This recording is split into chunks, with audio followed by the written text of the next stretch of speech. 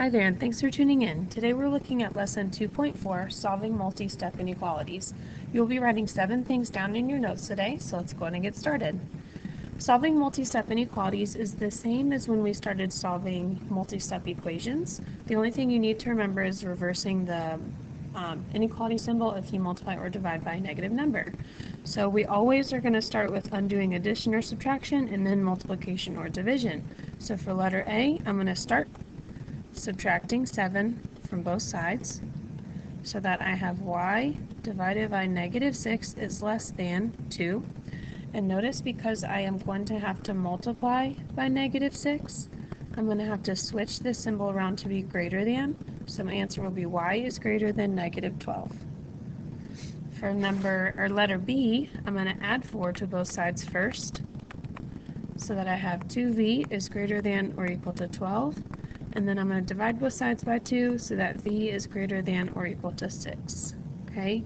And just keep in mind, when you're graphing these, you're still following the same rules that we have been learning about in chapter 2, where you've got either an open circle or a closed circle pointing to the left or right. And then in this one, v is greater than 6 will be an open circle pointing to the right as well. Okay? So here are 4 that you're going to try. These are your first 4 in your notes, so go ahead and pause the video here so you can try all 4, and once you're done, click play to check your work. So for number 1, you should have added 1 to both sides. So we'll have 4b is less than 8, and then when we divide both sides by 4, b is less than 2. Okay, so once you're done with your graph, that should be an open circle pointing to the left. For number 2, we're going to subtract 8 from both sides first, because that's a regular 8. We're doing the opposite, so we have negative 9c is greater than or equal to negative 36. Because I have to divide by a negative 9, my greater than or equal to changes to less than or equal to, so c is less than or equal to 4. So that graph would be a closed circle pointing left. Okay, so be careful in number 2. In number 3, we're subtracting 11 from both sides. So we have n over negative 2 is greater than 1, and because I have to multiply both sides by negative 2, my greater than symbol changes to less than, so I'll have n is less than negative 2. My graph will reflect that of being an open circle pointing left. And then for number 4, I'm going to subtract 5 from both sides. So I'm going to have 1 is greater than or equal to negative v over 3, but really you can think about it as 1 is greater than or equal to v over negative 3. I still am going to have to multiply both sides by negative 3, and because of that, my greater than or equal to will switch to less than or equal to.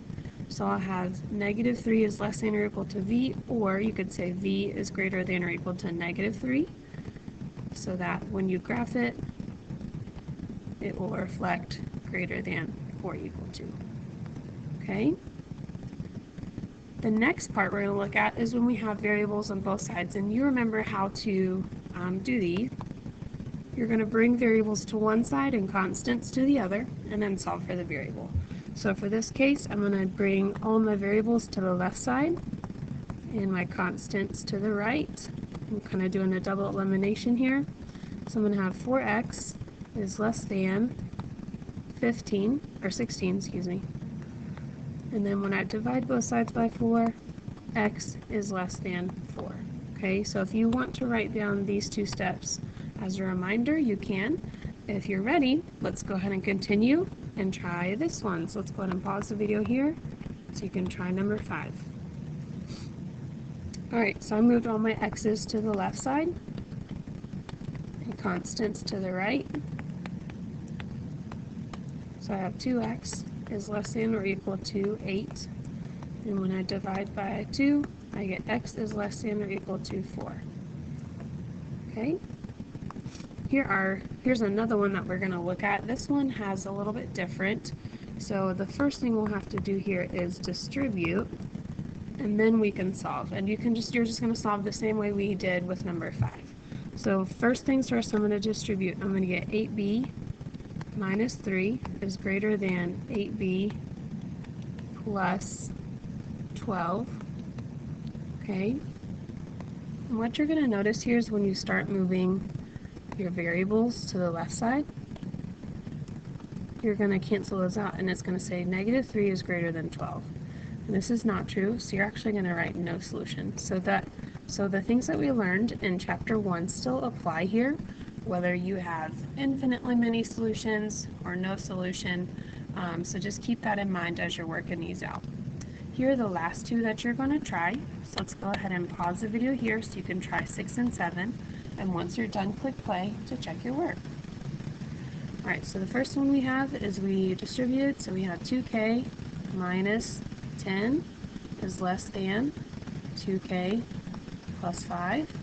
And again, notice here that when we're bringing our variables to one side, they will cancel out. So it says -10 is less than 5, and that would be a no solution. Number 7, when we start working that one out, we have -12n, and then -4 times -1 is +4, so -12n plus 4 is greater than -12n plus 5.2. And again, when you move your variables to one side, you notice that it says 4 is greater than 5.2, and that is going to be no solution. I do want to bring up an error that I just realized in number 6. Number 6, actually, that is a true statement.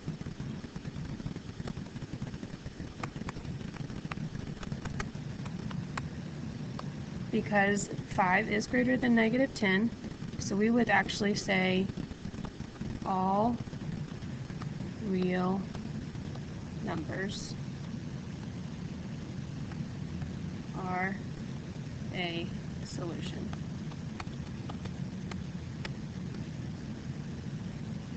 So that is my mistake. Oops. Okay. So yes, even though when we found that we were moving variables to one side and we canceled those out, -10 is still less than 5, and since that is true, we can say that all real numbers are a solution. Okay, so sorry about that. That's going to conclude our notes for today. Thanks so much for tuning in, and we'll catch you next.